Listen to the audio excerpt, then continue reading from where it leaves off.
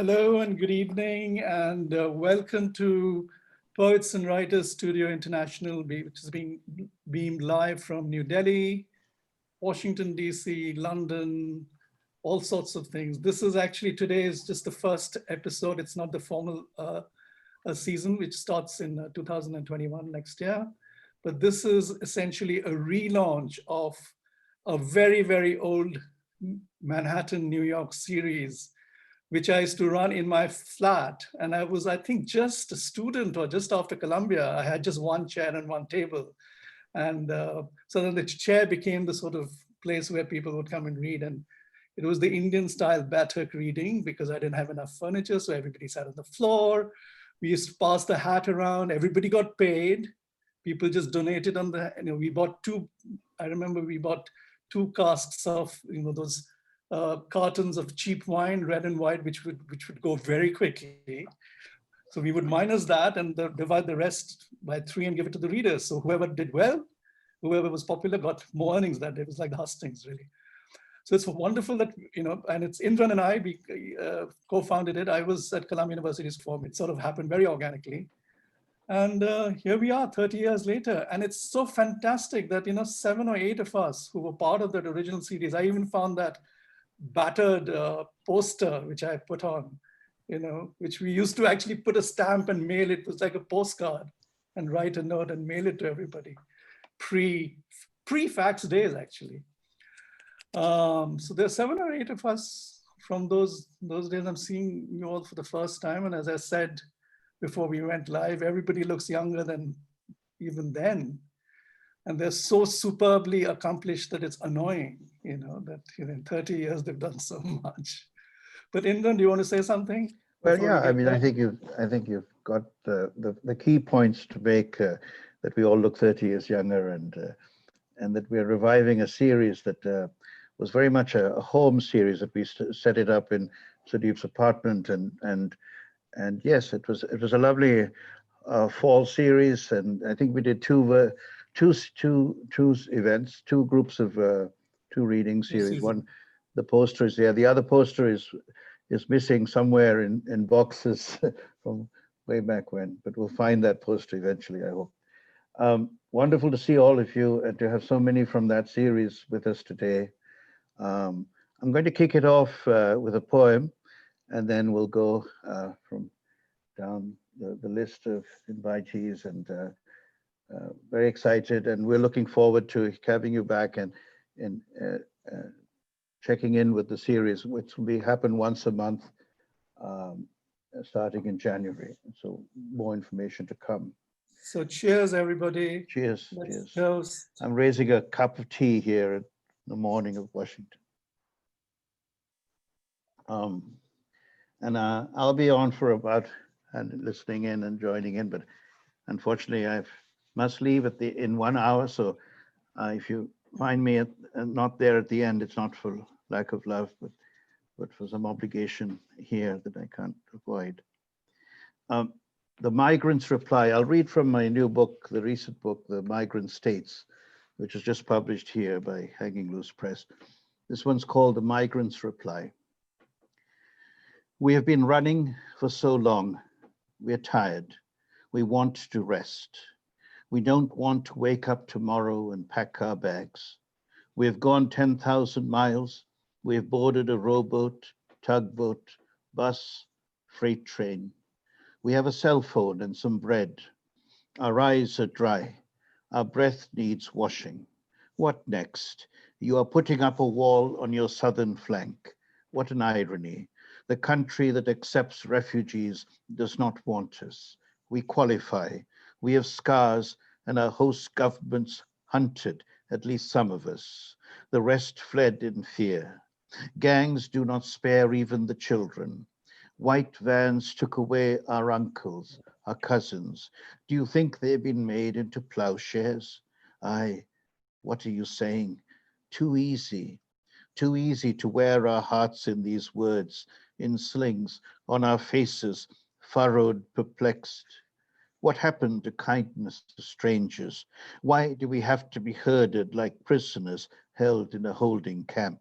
We are human beings, and like you, in safer countries, we have the same obligation to save ourselves and our children. Oh, the children, look at them. Give them food and school and a new set of clothes. Give them a chance. Whether you are red or blue, the eye of the hurricane does not discriminate. We are your tumbling weeds, hurling cars, flooding banks, and we are diggers of the dikes. We can teach you so many languages and visions. You would learn so much. You would never, ever say, lock us up. Thank you. And now, thank you. I'd like to introduce a dear young friend, Anya Akchenberg, who will read to us from her current abode in Ireland, in Galway. Anya is a poet, a novelist, a teacher, and a translator, and she has traveled many worlds since those days in New York. And Anya, go ahead. Because I keep getting kicked out. So I go on to the next. Thank you. I'm as nervous as I was 30 years ago. Anyway, I'm going to read one poem called Curriculum Vitae for Coronavirus Employment, or CV for CV.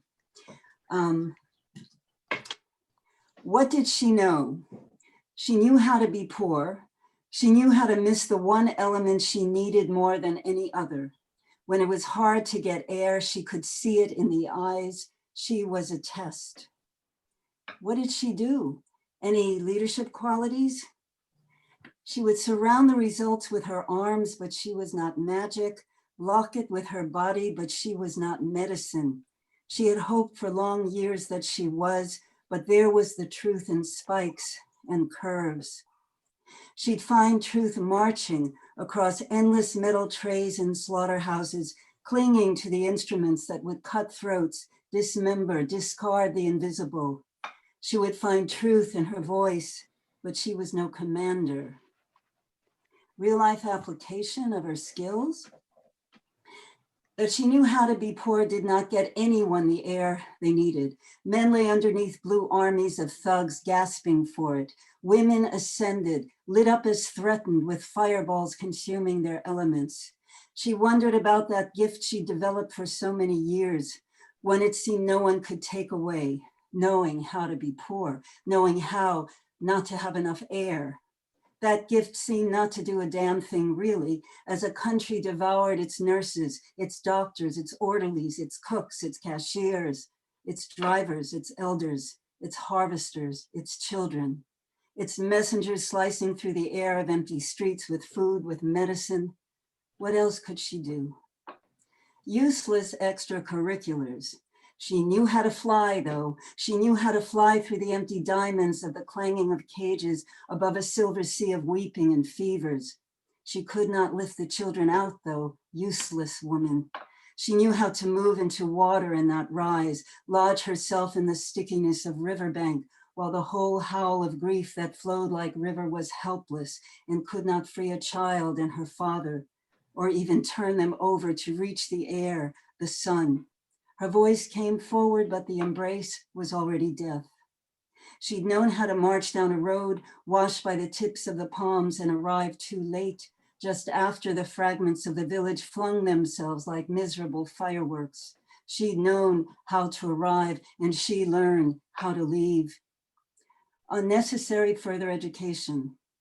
The foul microbes of the past kept circulating, and all about her was the spread of the old hells, clearing their throats, practicing their speeches, spewing danger and manifestos.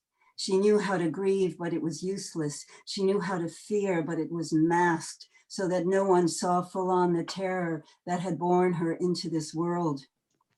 Living her purpose, also useless.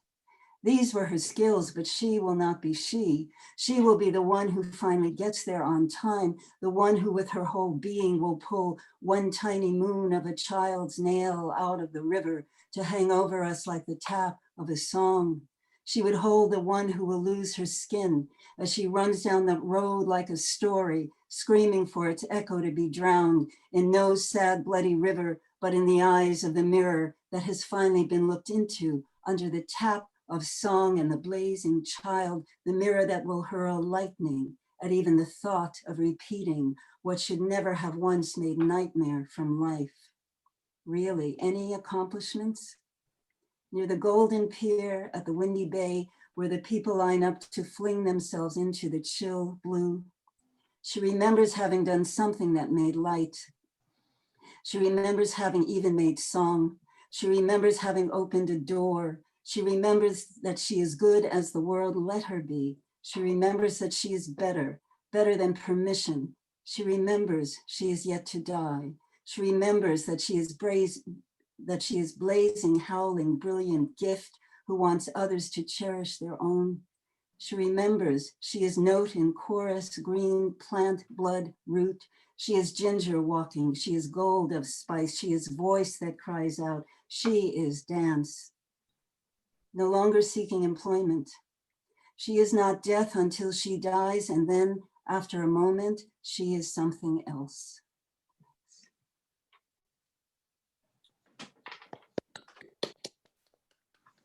Fabulous, fabulous, Thanks. fantastic. Thank you. So what I'm doing is I'm putting the bios in the chat box so that people have a good sense of who the people are rather than sort of reading it out. So now we have Janice Idis, who's going to join us from, where are you speaking from, Janice? You have to unmute.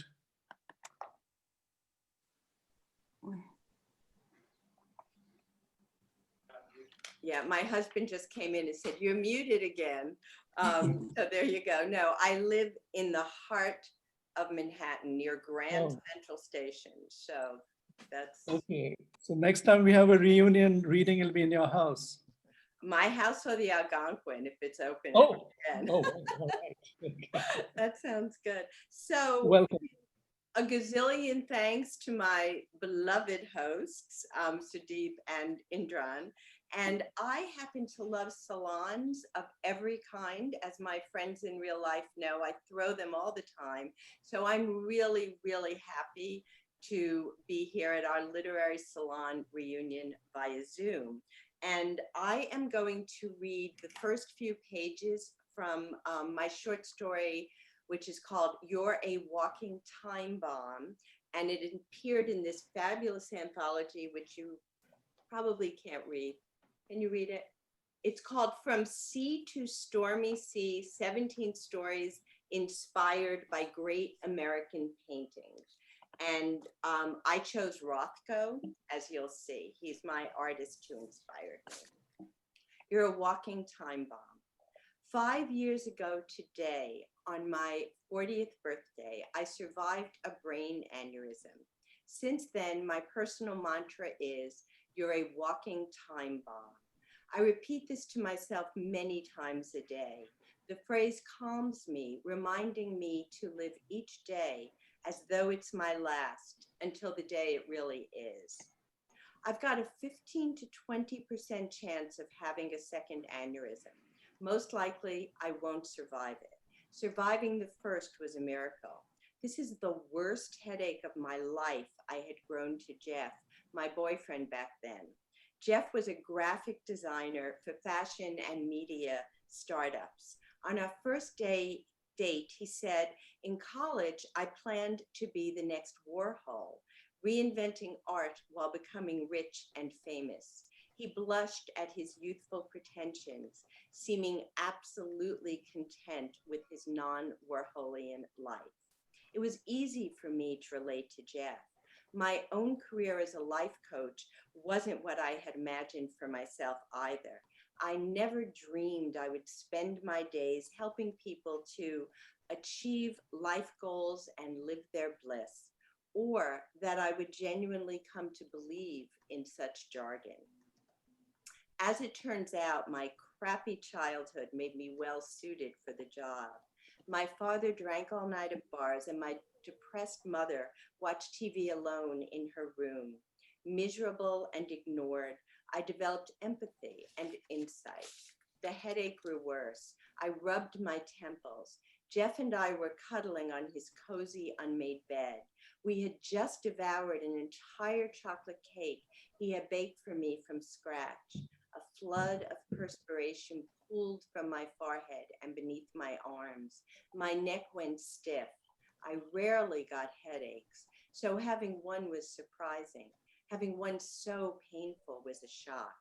Jeff was a hypochondriac, which usually drove me crazy, but he did know all the bad things that could befall anyone at any time. A stubborn zit, it's cancer.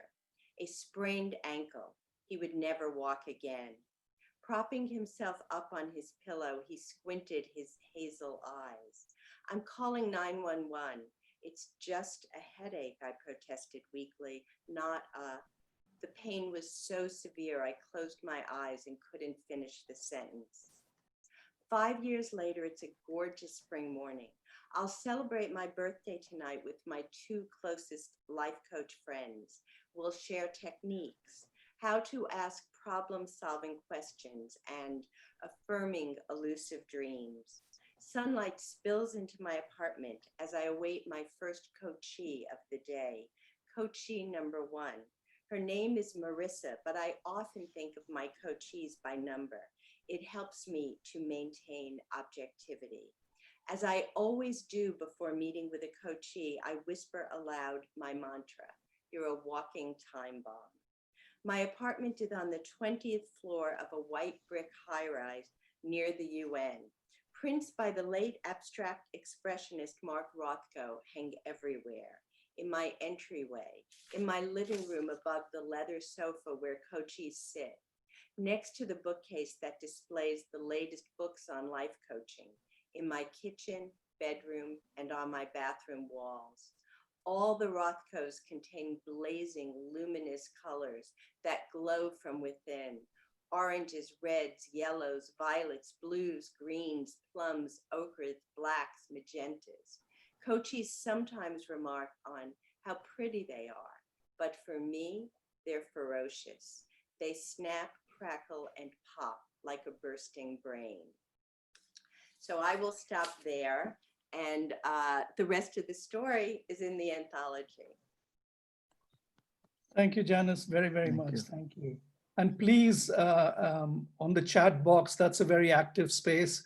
We are putting in information about the books, our bios. Please feel free to just advertise your new links and so on, because that's also part of the whole thing, is to build a community and to read each other's work as much as we can. Especially the entire thing is so transnational that it's hard to get hold of books very often. So this is a very good way of reading each other. So please do not be shy. I don't think anyone in this lot shy lot.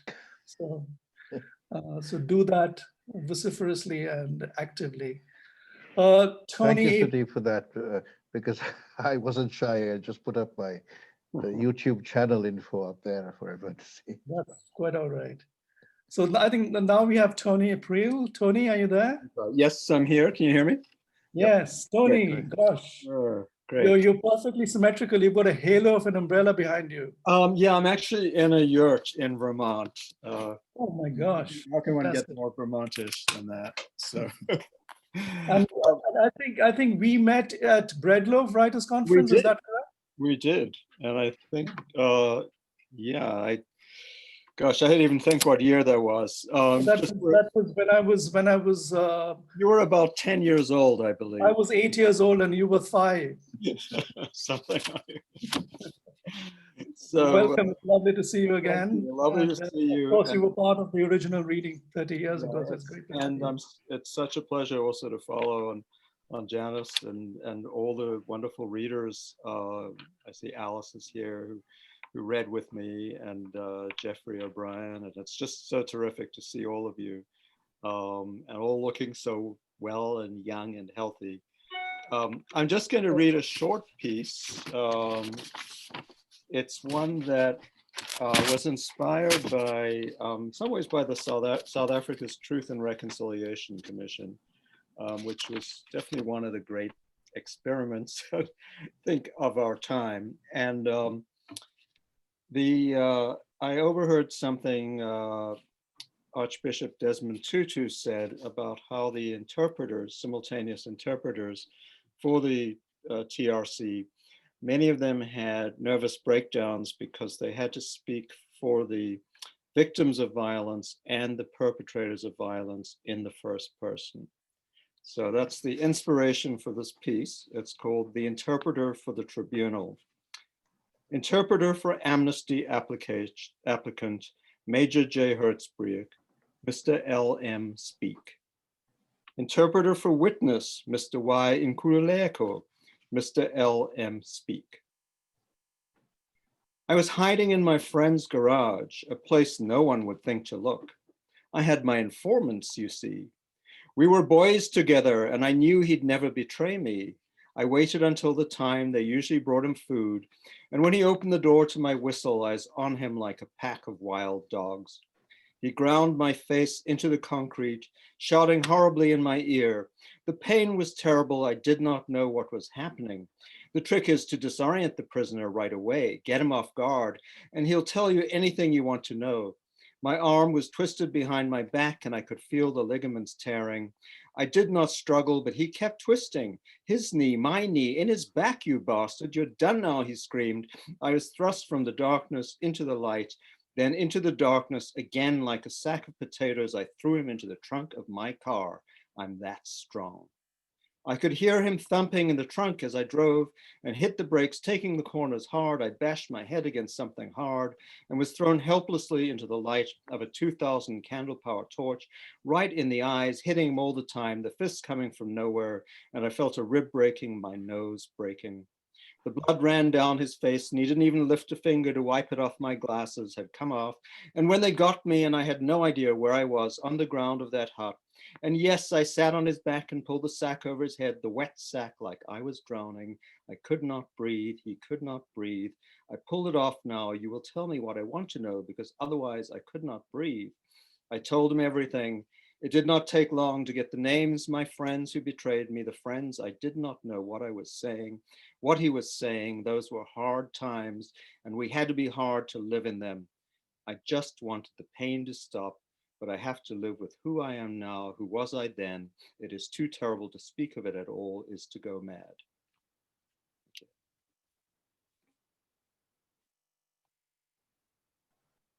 Thank you. Thank you so much, Tony. Wonderful, wonderful. Really beautiful. And sobering. And please put your details there. Tony's wife is a wonderful writer too. I think I published her in Punch magazine. And we should try and have her on as well.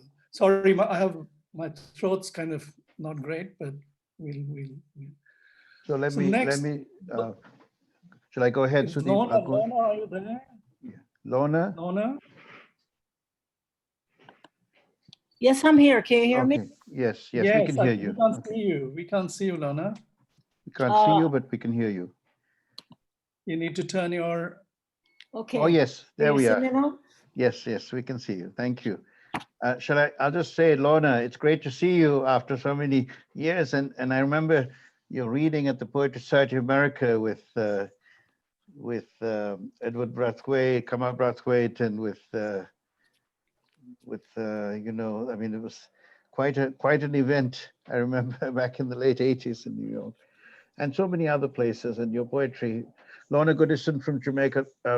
Sudeep, you want to add any more? Otherwise, yes, we'll Lorna, thank you so much for coming on. This is the first time actually seeing you moving. I've only read your books and seen these fantastically glamorous auto photographs. It's all doctored, all done with mirrors, lights. All done with mirrors. Okay.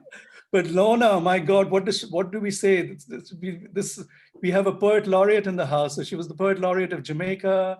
She won the Queen's Gold Medal for Poetry in England. She won the Wyndham Campbell Prize. I wish you can donate half of it to me. I could use that money. She's just been so honored all over the world. I mean, you know, short of the Nobel Prize, I think she's got everything. Lorna, what a treat and pleasure to have you. Thank you so much. It's very early morning here, and good night, good afternoon, hello, kisses. Am I to read a poem? Please, or two poems as you wish. Yes, Go ahead. After the green gown of my mother gone down. August, her large heart slows down and then stops. Fall now and trees flame, catch a fire and riot. Last leaves in scarlet and gold fever burning. Remember when you heard Bob Marley hymn Redemption song and from his tone and timbre you sensed him traveling? He had just sent the band home and was just keeping himself company, cooling star. Sad rude boy fretting in a cowboy box guitar, in a studio with stray echo and wailing sound, lost singing, scatting through the door of no return. When the green goes, beloved, the secret is opened, the breath will fall still, and the life covenant is broken. Dress my mother's cold body in a deep green gown, catch a fire and let fall and flame time come after the green gown of my mother gone down. We laid her down full of days, chant griot from the book of life, and summon her kin from the long-lived line of David and Margaret. Come Cleodine, Alberta, Flavius, Edmund, Howard, and Rose, come and walk their Doris home. And the Blue Mountains will open to her and seal her corporeal self in. From that ancient vault, which is their lapis lazuli heart, the headwaters of all her rivers spring. Headwaters, wash away the embalmer's myrrh resin, the dredging of white powder caking her cold limbs, return her body clean to fallow the earth. For her eyes to become brown agate stones, from her forehead may they dawn bright mornings. May her white hair contribute to the massing of clouds, cause the blood settled into her palms to sink into fish-filled lagoons. Earth, she was a mother like you, who birthed and nursed her children. Look, cherubims and angels, see her name written down in the mother of pearl book of saints. Mama, Aunt Anne says she saw Aunt Rose come out of an orchard red with ripe fruit and call out laughing to you, and that you scaled the walls like two young girls, scampering barefoot among the lush fruit groves. My mother's sea shanty. I dream that I'm washing my mother's body in the night sea, and that she sings slow, and that she still breathes. I see my sweet mother, a plump mermaid in my dreams, and I wash her white hair with ambergris and foaming seaweed. I watch my mother underwater, gather the loose pearls she finds. She scrubs them free from nacre and strings them on a lost fishing line.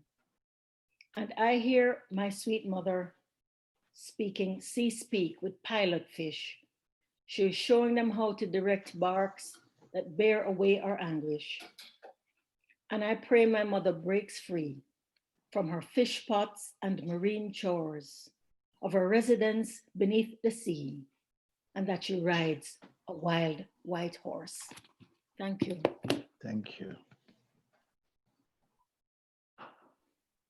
Ooh, my goodness me. Magnificent. Fantastic. Thank you. Fantastic. Lorna, we were riding the seas. We were riding the seas with Walcott, Thank your you. teacher. Thank you. Yes, fantastic. What a treat. This is just a little intro. A lot of you will be back as proper featured readers next year. So I'll be in touch with you. All all right, of you. thank you. Thank you. Thank you. Yeah. Shanti. So now we have Prabhu Gupta, a writer, a poet, publisher, currently based in Cambridge. Old friend, lots of, worker for humanity, and so on and so forth. So Prabhu, you're on. I'm new to your group, Sudeep, so I don't know most of you, but I'm happy to meet you. This poem is titled An Insouciant Youth Questions the Buddha. Psyched out or extinguished, passed on or reborn were you, sir? Or did you find yourself awake? How do you rate the dividend now against the risks you took? Is any of us switched on, do you reckon, to what you were about? Did your enlightenment perhaps magnetize and pattern the random iron of old rebellion against our scriptures, priests, and God?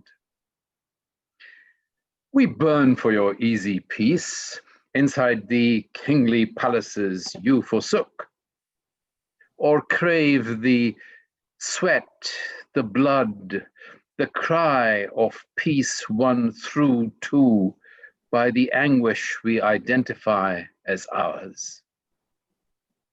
Are you a little weary now, sir, of that half smile you've sported these bitter years? So that's the first one. And the second one is a prayer for my country. And those of you who know Rabindranath Tagore's original Prayer for My Country will see immediately the parallels and the takeoff between the two poems. It's titled Prayer for My Country by Mr. 56. And that is how the Indian Prime Minister, the macho Mr. Modi, was referred to by his admirers when he stood for his first term as Prime Minister. He drew attention to the size of his chest, implying a contrast between his strength and the implied unmanliness of his principal opponent. And so that's one thing you need to know. The second thing you need to know is that mandrake is a plant, the root of which is narcotic and hallucinogenic. In ancient times, it was used as an anesthetic for surgery. So here is a poem with profoundest apologies to Rabindranath Tagore, Prayer for My Country by Mr. 56. Where the mind is without fear is how the original poem starts. My poem starts, where the mind is full of fear, whenever any held is held high, where our country can be fully freed from knowledge. So all we do is yoga and all we read is Gita, where the world is broken up into fragments of Hindu versus Muslim and Hindu versus Hindutvan, where narrow domestic walls are made in India, thicker and higher and more termite-eaten than in Pakistan, China, or North Korea, where words come out from the depths of only what is permitted, where tireless striving stretches its arms towards beating others into submission, if they dare to dream, even for a moment, of wearing jeans or t-shirts, where the clear stream of emotion about our cow mother has not lost its way in the dreary desert sand of logic. So care for all our animals is irrationally disorganized, where India's mind is led forward by the prime servant into ever widening thought and action away from our constitution and its values, where all our country's resources can be safely handed over to a trusted few. In the iron cage of the party's control, my father, let my country always be blissful with mandrake.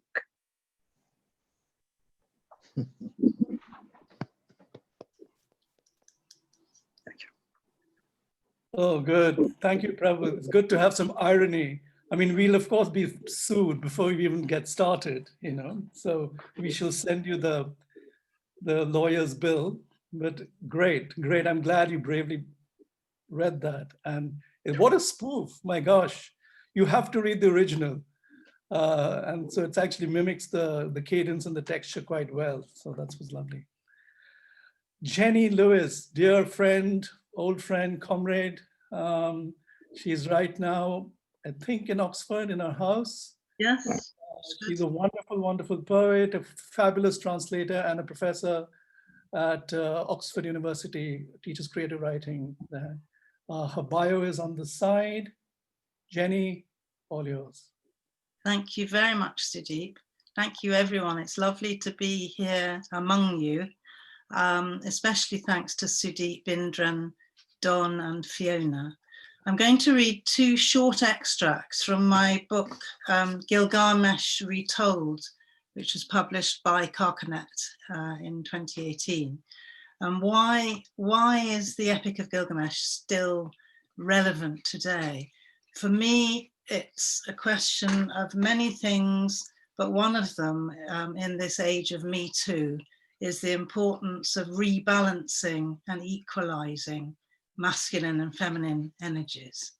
And so the extracts I'm going to read to you, Gilgamesh, the king of Uruk, appears on his balcony, having washed and put on clean clothes and his crown.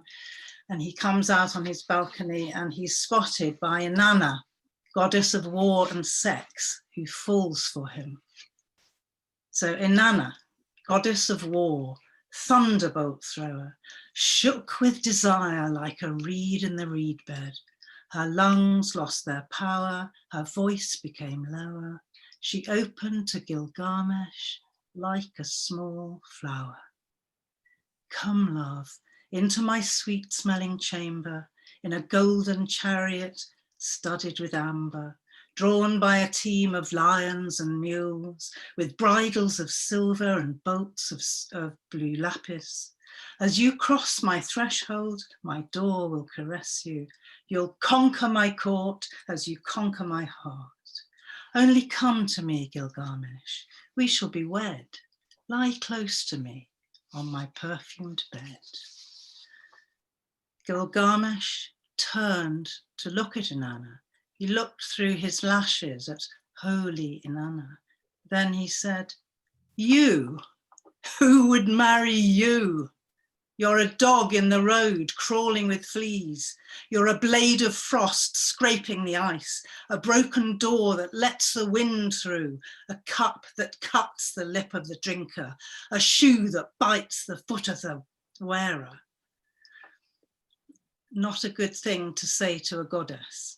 And so enraged by Gilgamesh's insults, Inanna flies up to heaven to ask her father Anu for the bull of heaven to destroy Gilgamesh with. And this is how she brings the bull of heaven down to earth. Inanna called the heavenly bull. Her words flew like a flock of birds. She called again, and it was night. And at her call, he came to her. Inanna led him down from heaven, where he grazed among the planets. Round his flanks, light danced and spun, and he was made of stars and burning. His eyes were meteors, big as moons, his tail a trail of flaming comets, each tuft of hair a galaxy, each breath a moving constellation. When the sky bull's hoof touched down, it smashed to dust the town of Gersu. When its second hoof touched down, it set 8 miles of fields ablaze. When the bull's third hoof touched down, it opened up a 9-mile crater. When the bull's fourth hoof touched down, 10,000 strong men toppled in. When he bowed his head to drink, in one great gulp, he drained Euphrates. When he raised his tail to piss, the Tigris rose and burst its banks. Thank you. It's a warning about annoying. Marvelous, marvelous. Jenny, thank you very much. Thank you very much, thanks. Yeah, Jenny, do put the link of your book and show it to us again.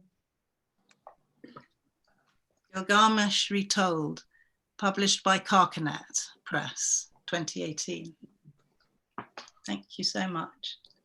Pleasure. And now we have Alice Lichtenstein, how do I?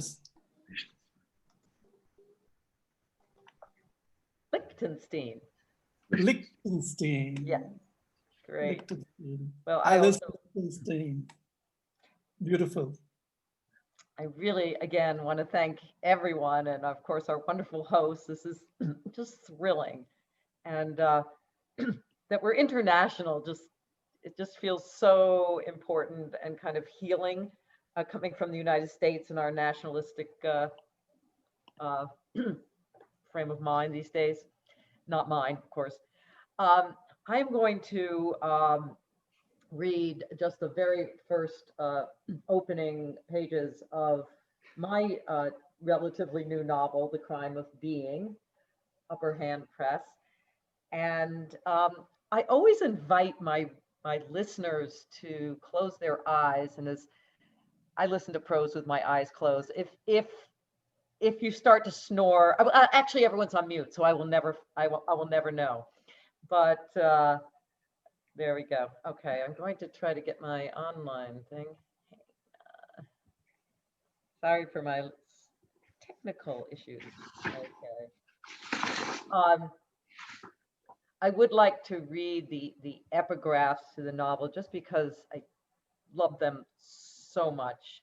And the first is, tell us what moves at the margin, what it is to have no home in this place, to be set adrift from the one you knew, what it is to live at the edge of towns that cannot bear your company. Toni Morrison. And the next, to insist on being who we are is a political act. Carl Phillips. So the novel chronicles the aftermath of a hate crime in a small town in upstate New York. And that's all you need to know. They have the day off from school, so they are hanging out in Town Park. He and Woody and Sam and Ryan, all his buds from track, when the Chevy rolls through the gate. The gate isn't really a gate. It's two stone pillars topped with nasty-looking eagles, wings spread, beaks open like they're about to grab something. The park is small with perfect grass, almost as perfect as the grass at the golf course where his dad works. It's the park where Gunther and his friends and most of the kids from the high school like to hang because it's perfect for cruising. An asphalt drive loops the center of the park and exits through the same gate. Whenever someone drives through, everyone stops what they're doing, even if it's nothing, to check out who it is. When the Chevy pulls in, everybody looks, not just because the color of the pickup is so red, lipstick red, cherry red, and so shiny, the sun glinting off patches still slick from the self-wash, but because everybody knows whose truck it is, Sean Sr.'s, and who's driving it, Shawnee Pedrushki, and their curiosity is roused because everybody knows that Pedrushki, though 17, doesn't have a license. He's failed parallel parking twice, that he can't be driving legally without a licensed adult, and that Sean Sr. anyhow has forbidden his son to drive unless he pulls all A's this semester. And so far, he's failing chem. That's how it is in this town. Everybody knows everybody's business. What car you drive and what grades you get are the least of it. Gunther and his friends get to their feet, begin to saunter toward the truck that's bucked a curb in a squealing stop across the grass from them. They plan some joshing to the effect that no wonder Pedrushki don't have a license. He's still got to learn to park. When they rise, they feel it's almost a right, a responsibility to greet the man, to needle him, but also to convey a measure of admiration for his cunning, his guts. Swipe your dad's truck, wax it, drive it without a license in daylight. They are swaggering a bit, grinning, but a little nervous too. In the end, they plan to bestow their collective thumbs up. But who is this new version of Petrushki, usually a quiet kid, a loner dude, who isn't exactly known for breaking the rules. Sam and Ryan lead the way. Gunther and his best friend Woody back a few steps. Ryan reaches the driver's door first. Sam closes in on the other side of the truck. Then Petrushki's rolling down the window to Ryan's "Hey," pitched somewhere between friendly and not. Gunther and Woody coming up slow, trailing their fingers along the side of the newly waxed truck as though it were satin. Then Petrushki ducking, grabbing something from off the seat. Ryan leaping backward like he's been slapped. Sam stumbling, his arms flying up. He shouts, "Dude's got a gun!" How does Gunther know to run? One look at Petrushki raising the .22 as he opens the driver's door, his eyeballs swimming into the crosshairs of the scope that's aimed right at him. And Gunther knows it's not show and tell. He knows he's going to die if he doesn't get moving. His brain is running the race of its life as he flies across the park, through the gates, across Main, left to Tilden. He's running for the safest cover he can think of, the police station, 6 blocks away, running until his feet go numb, running on nothing, his stomach kinked, his breathing hard. Right on his heels, Petrushki screaming, "I'm gonna kill you!" Cars squealing, people shouting. He gets a sense the world has pulled up, but he's still moving. Pounding up the steps of the police station, he reaches the entryway, yanks hard on the brass door handles. The doors don't budge. He yanks again, screaming, "Help!" Through the heavy glass doors, he can see cops talking to cops, secretaries sitting at screens. "Help!" he screams again. He doesn't see the white buzzer to the right of the double doors. He doesn't see the intercom perched like an old transistor above it. Seconds he has, less. And now he has nowhere to hide, nothing to do but roll up in a ball, make himself small as he can in the corner. He can hear Petrushki's sneakers slapping the pavement, his choking breaths, his garbled slurs, "You're a dead man." And he believes him, his mind roiling with fear and yet scrambling for a plan.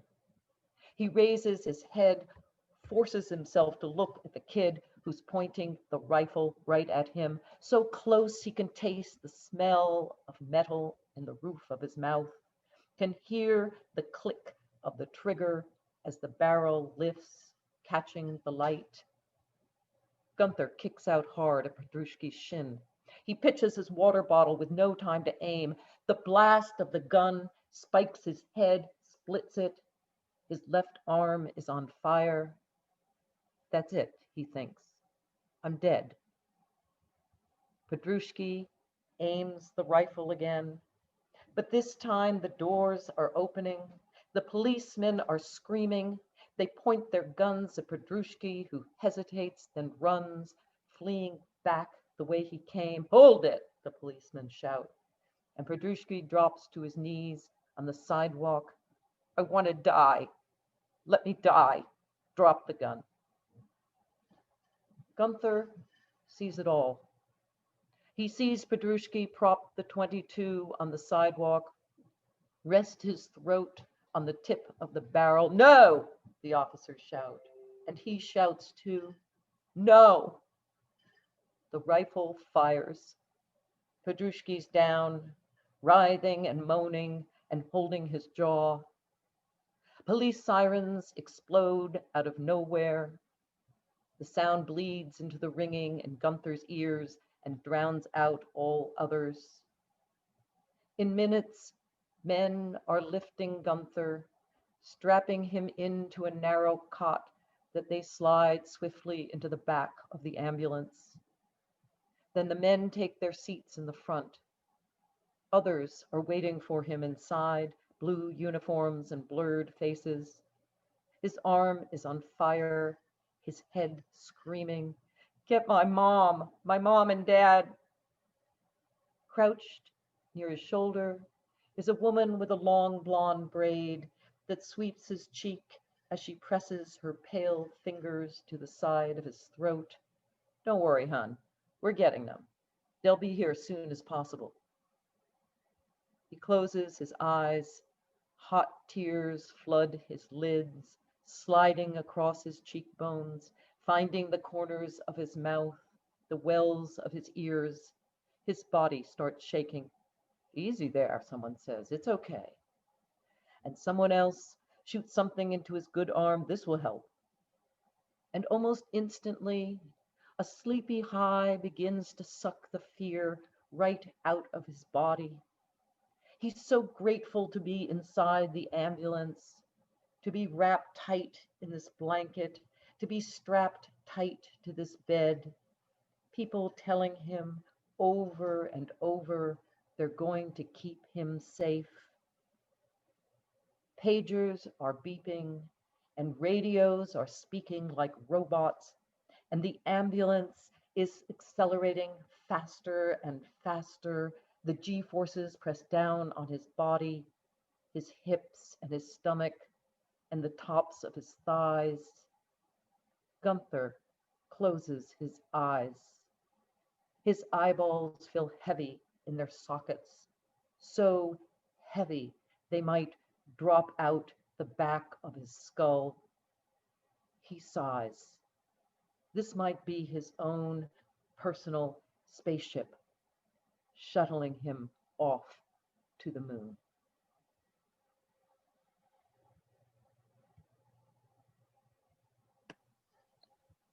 Thank you, Alice. Thank very, very much. Do put your details on the chat box. I Yes. will. Thank you. So now we have the king of the show, Don Krieger. Without Don, we can't do this. And he's a recent friend, but has become a very dear friend because he's been teaching me the wherewithal of Zoom and the technique of how to mute and unmute and all sorts of fabulous things. I feel like a little child. This is his new book. It's just come out. It's called Discovery. It's a really, really good book. It's available online from CyberWit. I think Don will put on the link. And it's amazing that he told me that he has a Zoom account. He says, don't invest in a Zoom account because a lot of people say it's expensive. He says, I've invested in a Zoom account because I want to donate. This is my gift to the writer's world. So he allows us to use his account anytime we want. Not just that, he's in fact just taken on the entire mantleship for doing all the tech stuff, which is fantastic. But he's a really fine poet. That's what he really is. And his teacher was no less than Denise Levertov. Don, you're on. Thank you very much. I hope the sound quality is okay here. I was going to read something by Denise, but I think I'm going to read some of my own instead. This one was just nominated for a pushcart. 1 in 1,000 Black men in America can expect to be killed by police. Edwards et al., Proceedings of the National Academy of Science, 2019. I woke to the governor's stay-at-home order, drove the turnpike anyway. Each cop we passed, and there were many, I thought of my white Subaru and my skin like 1,000 times before.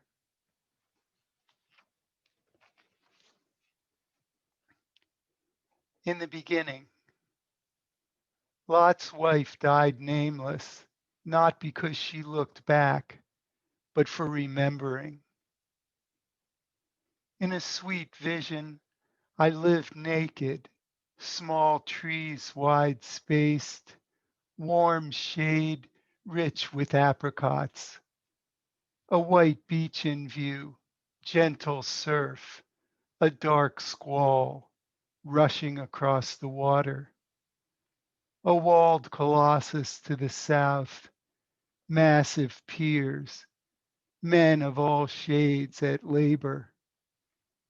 Oars and sails, slanted ships, long and low, bilge water and shackles. Babel, the towers at city center in flames, smoke and harbor stench, billowing silver in the sun. I have always longed to live simply in an orchard, figs and cedar, olives and almonds, ladders and baskets, gloves and fresh bread, each day time stretching to the evening cool. So many remember their past lives as princes. Like them, I long for Eden, where tyranny and forgetting were new.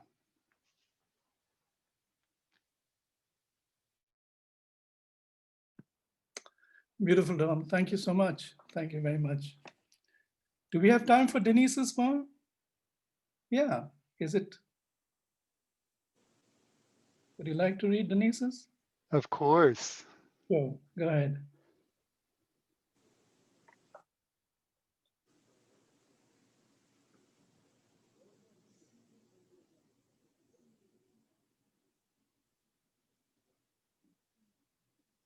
Are you there, Don?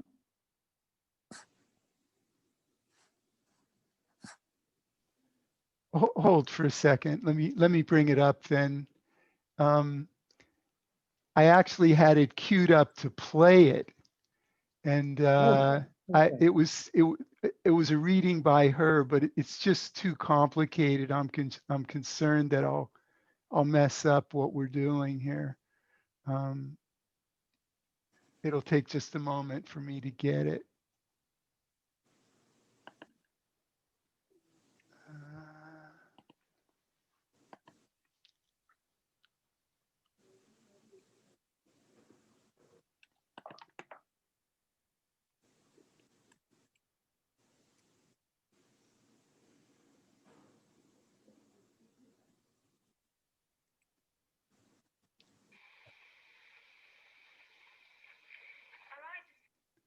All right. The day the audience walked out on me and why. May 8th, 1970, Goucher College, Maryland. This poem was written about 3 days after the Kent State massacre, it was called, but it's serious. Like this, it happened after the antiphonal reading from the Psalms and the dance of lamentation before the altar, and the two poems, Life at War and What Were They Like? I began my rap and said, yes, it is well that we have gathered in this chapel to remember the students shot at Kent State. But let us be sure we know our gathering is a mockery unless we remember also the Black students shot at Orangeburg 2 years ago, and Fred Hampton murdered in his bed by the police only months ago. And while I spoke, the people, girls, older women, a few men, began to rise and turn their backs to the altar and leave. And I went on and said, yes, it is well that we remember all of these, but let us be sure we know it is hypocrisy to think of them unless we make our actions their memorial, actions of militant resistance. By then the pews were almost empty, and I returned to my seat, and a man stood up in the back of the quiet chapel near the wide open doors through which the green of May showed and the long shadows of late afternoon, and said my words desecrated a holy place. And a few days later, when some more students, Black, were shot at Jackson, Mississippi, no one desecrated the white folks' chapel because no memorial service was held.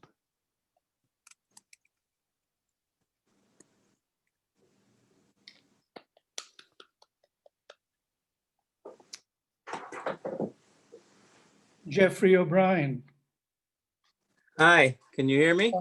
Yes, yes. Jeffrey's bio is there 3 times. Sorry, because I've been trying to paste it and sometimes I don't see it on the screen, and then it appears 3 times because there's a bandwidth lag clearly across the ocean. So you're there 3 times. But Jeffrey, I've seen him more recently, actually, which is lovely. He was in Delhi with Charles Bernstein, and we had a raucous kind of soiree in our house, drenched in red wine. Unforgettable.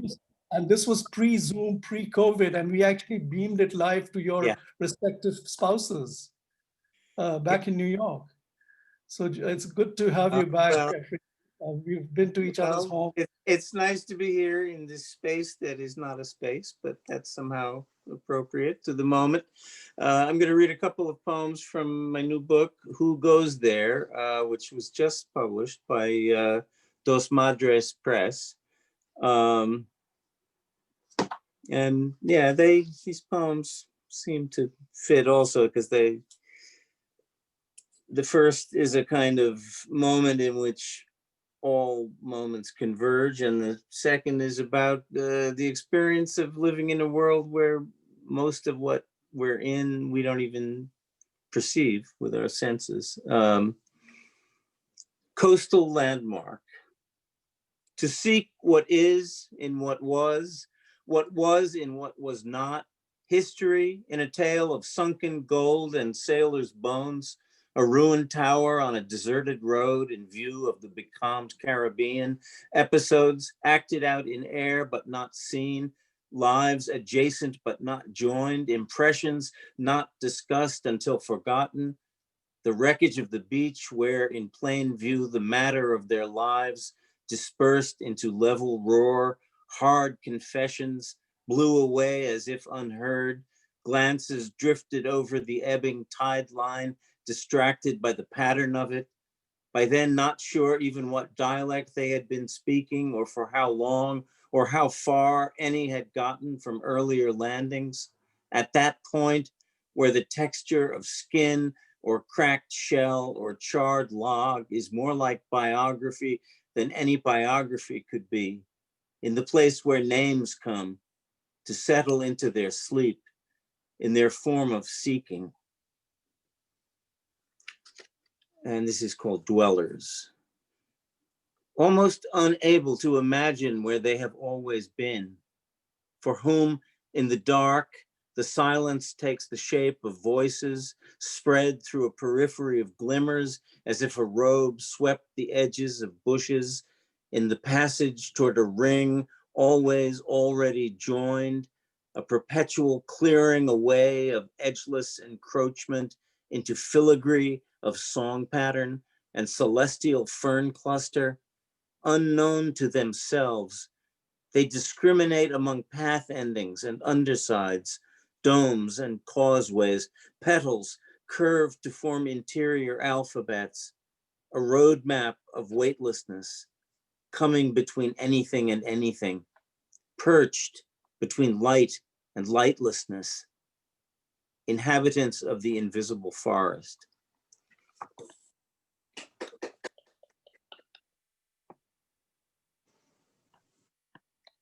Thank you, Jeffrey. Do show us your book. And Can that be seen? Yep. Okay. Good. Do put the link of that so we can get hold of it. Sure thing. Jeffrey Phillips. Jeffrey, my man. Can you hear me?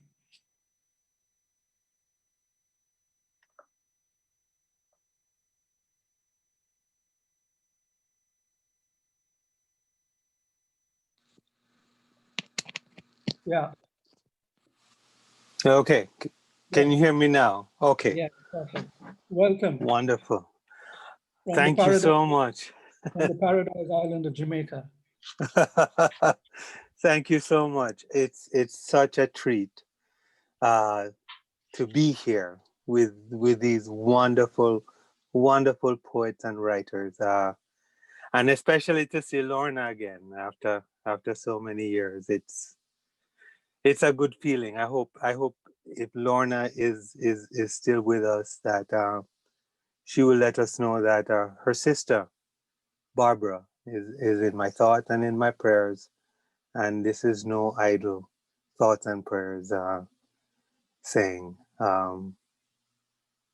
Both of you, your entire family means a lot to me. So pass on my blessings, prayers. I'm going to read two poems, America 2020 and A Virtual Thanksgiving. So let me begin. America 2020. America, you've lost your way. You've believed in your innocence for so long.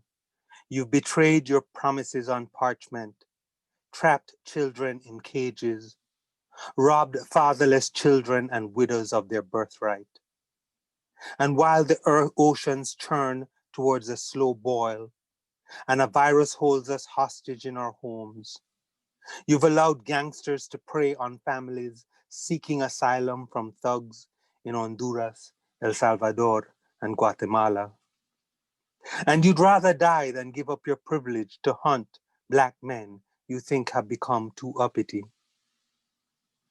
Yet despite the millions lost in the Maafa, massacres in East St. Louis, Tulsa, Rosewood, the destruction of Overtown and poisoning of Flint, we are marking stones where our martyrs have fallen, taking note of your crimes that fester like scraps of chicken and lamb, desperate offerings to the saints for justice, littering the steps of the courthouse in Miami, where a wake of turkey buzzards return to their roosts atop skyscrapers every winter, their wings darkening the skies.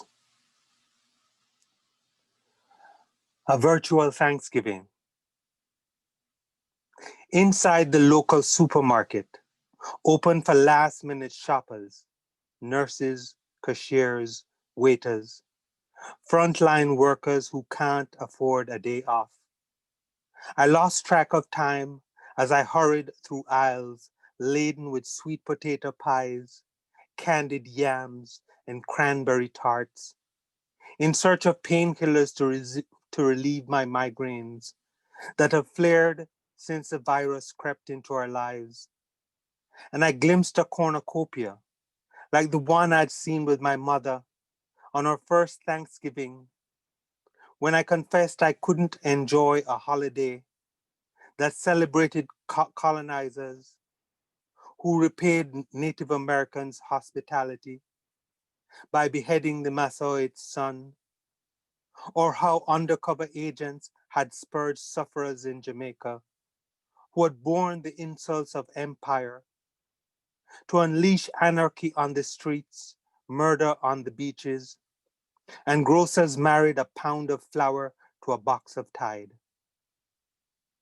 As she stared at the horn filled with plums, pears, and pomegranates spilling over the rim, tears rolled down my mother's cheek when she remembered the empty shells she'd left the year before, when she had promised to send for my sister and me. Yet she listened patiently and said, I hope you won't become a man who measures his life by hard times, by grief that hides in our closets, lingering in the corners of our rooms, that catches us unaware while we wash the dishes or gaze through a window, ready at first light to plunge into traffic and the busyness of paperwork and bills. I am grateful that my mother left the bustle of Montego Bay to live in a village in Westmoreland with my father, who sold his last cow so that I could attend school in Kingston, where I met your father. And that today, even if it's only the three of us, we can share a meal. While I waited in checkout with the other masked customers, my phone buzzed with a text from my wife. I was late for the family meeting. My headache could wait. I left the bottle on the counter and headed home to raise my glass with my sister in Orlando, my children in Georgia and Miami, each on a private screen. For although we would celebrate a virtual Thanksgiving, in this year when so many chairs are missing at our tables, it is sufficient grace. Thank you. Oh, wonderful, wonderful. But it's also not fair, Jeffrey. You're bringing all the mangoes and yam and the tropical stuff. It's my part of the country. Wonderful, Yeah. wonderful. As if I'm back in St. Lucia with a mentor. Yes, yes. Thank Wonderful, you. man. Wonderful, man. Fiona. So it's next up is Fiona Sampson, again, an old friend, colleague. And we are co-hosting and co-curating Conclave, which is very similar to this, but it's completely independent and separate and quite different in nature, actually. But we will have different. But we will have a launch party on the same forum on the 15th of December to get it going. And then the season starts next year. And there'll be more details. I've put Fiona's bio on the chat.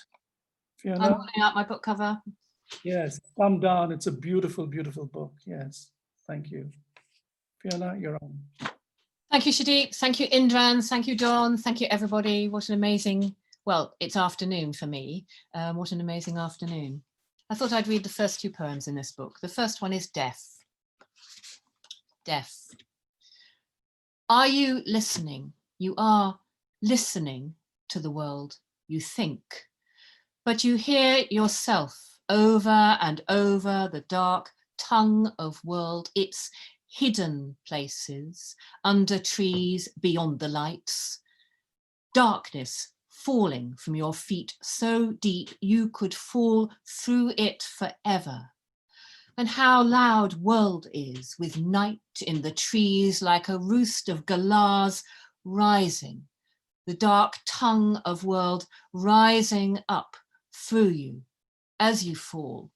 Dear self, dear lonely self, falling, silently mouthing through sound. Woo. And Lady of the Sea, which is about the Black Madonna in Rocamadour, not in Ohrid. Lady of the Sea. Blue and black, the Virgin sits in her high palanquin.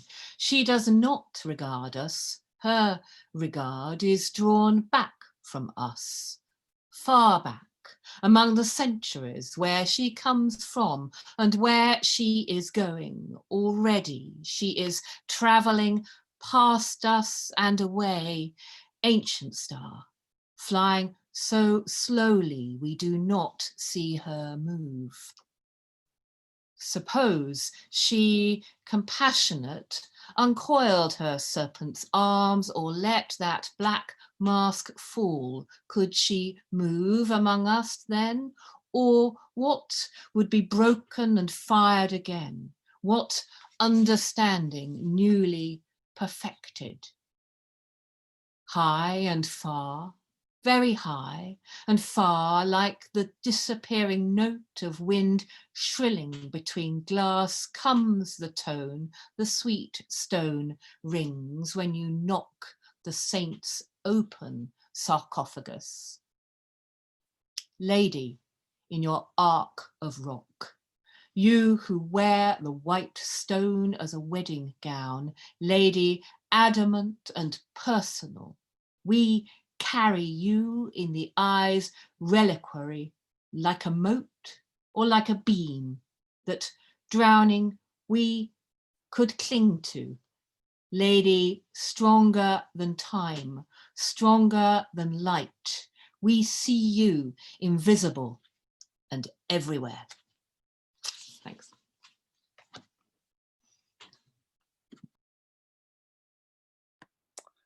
Before I invite Travis, our penultimate writer, I think Zoran Anchevsky is in the house. Zoran, are you there? Can you wave? Zoran?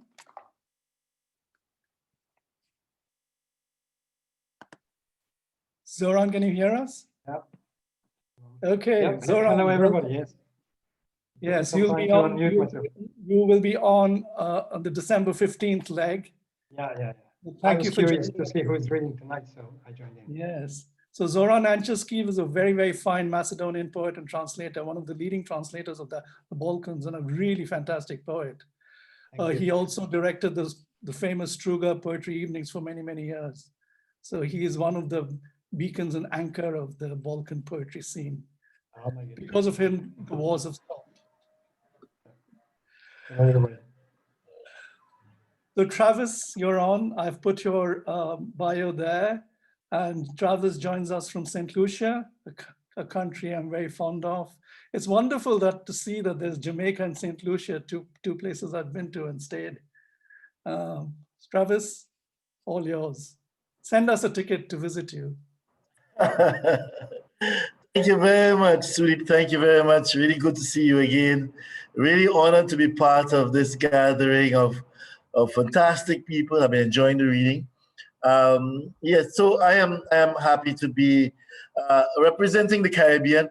I am from St. Lucia, and thanks to Derek Walcott, all poets know St. Lucia. But I live and work in Trinidad at the moment. So this is the Caribbean for you. The first piece I'd like to do, both pieces are from an extracts from the Creole Country. That is my forthcoming book-length poem. So I'm going to do the first piece, which is an extract that focuses on the jazz festival that we used to have in St. Lucia, where we had a really nice session that used to happen on the square. It's now called the Derek Walcott Square, but it used to be Columbus Square in the center of Castries, where all the school children would come and the bands would play. And that is the first piece. And the next piece would be dedicated to a good drummer friend of mine, a local folk drummer. And so I'm going to do these two pieces. So let's go along with the first piece. Right, very good. Extract from Creole Country. May was the month of the jazz festival. A river of visitors, it seemed, flowed to jazz on the square. You could hear from as far as the market. Faces glowed like the sound of steel in sunlight. One school after the next, students in uniforms lined the length of the lane before they stroll past the cathedral, stepping to the drums of diamond steel. Boys in blue shirts, black pants, trained in ritual, walked in the order as though to confession, holding runs, obedient, standing shoulder to shoulder. Boys from the St. Aloysius. The girls in blue overalls, bodices white as a lack of sin. Ordinary children, straight, structured as edifices, until they reached the Derek Walcott Square. Of course, until they feel the muse that is their own, the square. My memory finds it there, always, right in the center of Castries. As a boy, we went to Astor Square. That was years ago. Before cock had teeth, they say. Then the square was named after Columbus. And December 12th was Discovery Day. Columbus Square it was then. What a tale. Everybody knows the story by now. Tell it again and it might fall down stale. I'll tell it quickly if you will allow. When Columbus came, he found the Indians, Amerindians, kind to him, welcomed him on shore and brought him gifts. How he discovered hair is just a whim, some other muse. But I practice this riff's duty daily. I'm finding the tune, fine-tuning the tools to scratch out a sketch, like old man Scrub who bangs on his tin atop Conway religiously, a wretch who might think if by chance you'd observe him bareback, 2 drumsticks tucked in the back of his pants tight, held it seems for reserve, or to keep his pants from falling. Behind the shack next to him was the pan yard, where the pans rang in derision. Panmen slightly bent over, keenly. Scrub listened as the cans glistened on the fluorescent and wrists went frantic, rolling the sticks with their rubber ends on steel. That is how it all began. Drumsticks on steel, a man with the vigor, hauling hollow oil drums, and the woman not too far, their face raw as the muscle pounding and sweating at steel for a note to come home. Rings of truth through the hassle, massive music making, moving remote ends of slums onto the city center. Music must be heard, people must be seen, people must be heard. Who? Doesn't matter. Just think of what those people have been through. The foreparents of those knocking at steel, and those younger ones going down to the square. Now the Derek Walcott Square, after the poet, after he who painted the island in words for mankind to marvel at her beauty, her history. All right, thanks. Well, that was the first extract. The next extract now would be the one dedicated to this folk drummer friend of mine, young drummer called Javon Regis, who plays with a popular folk band and they go around, particularly towards the end of the year, like this time, well, before COVID, and entertaining people with the various drum performances. Yeah.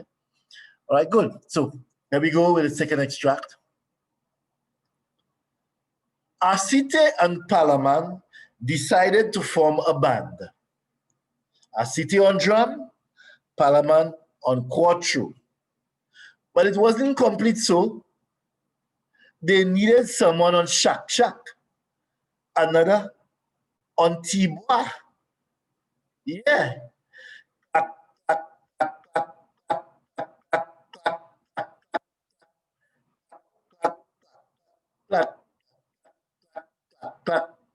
Too many. Asite thought of the money.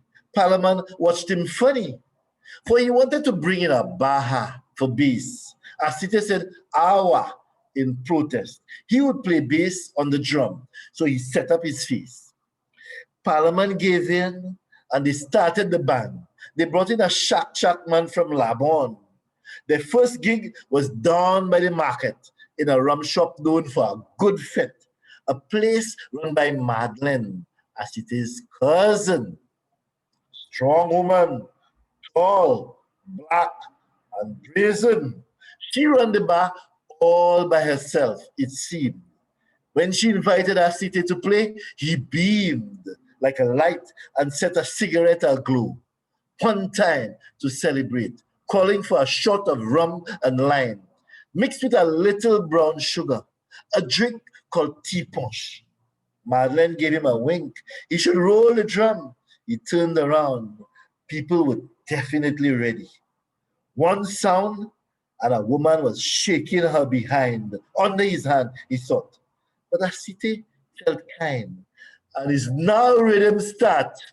A buka bat, a man ringing string, dodgy on shak, music shaking up the shack. Upaza boka, upa wape, upa magoma, put you katombe bidi, mwedi upaza boka, upa wape, upa magoma, put you katombe bidi. Zerji's new energy with the shak fired the ring. He himself started to sing. His great voice filled up the shack. Zerji was cool in the solo, learned it from the masters. No one had to show him to step into the tracks of the elders. Simply, he followed until he stood at their shoulders.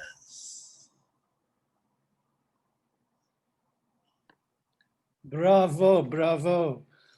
Thank you. Thank you for the music, man. Thanks. Yeah. We should start a reggae after party now. True. Yeah. After party is always good, isn't it? There will be one, so stay on. Dawn will be, after I read my poem, Dawn will be doing the formal outro. So there'll be a sequence so that's where we go off recording, off live. But all of us who are in the chat room can stay on and chat because we haven't met up for a long time. But really, thank you, all of you. It's been such a treat, such a pleasure. Thank you, Dawn, for anchoring it. Indran, Fiona, my co-host for the next session. I don't want to name everyone. Everybody's there. Everybody's smiling. Everybody's looking sexy and beautiful and so super fabulously intelligent. So it's all good. It's all good.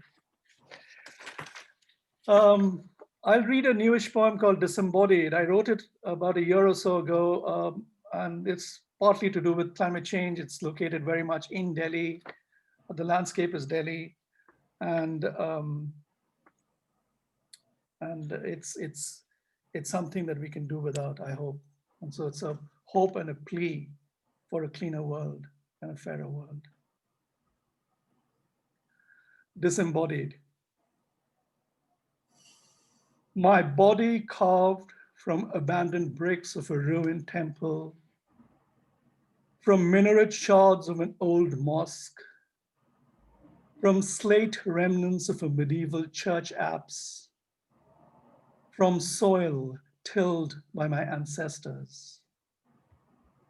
My bones don't fit together correctly as they should.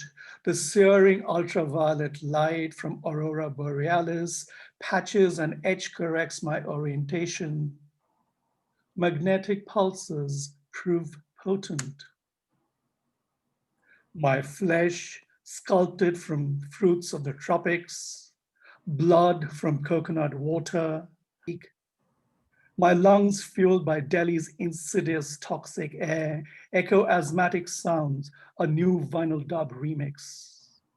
Our universe where radiation germinates from human follies, where contamination persists from mistrust, where pleasures of sex are merely a sport, where everything is ambition, everything is desire, everything is nothing, nothing and everything. White light everywhere, but no one can recognize its hue. No one knows that there is color in it, all possible colors. Body worshipped not for its blessing, but its contour, artificial shape shaped by Nautilus, skin moistened by L'Oreal, and not by the season's first rains, skeleton strength not shaped by earthquakes or slow molded by fearless forest fires. Ice caps are rapidly melting, too fast to arrest glacial slide. In the near future, there will be no water left or too much water that is undrinkable, excess water that will drown us all. Disembodied floats, afloat like Noah's Ark. No GPS, no pole star navigation, no fossil fuel to burn away, just maps with empty grids and names of places that might exist. Already, there is too much traffic on the road. Unpeopled hollow metal shells without brakes swerve about, directionless, looking for an elusive compass. Thank you.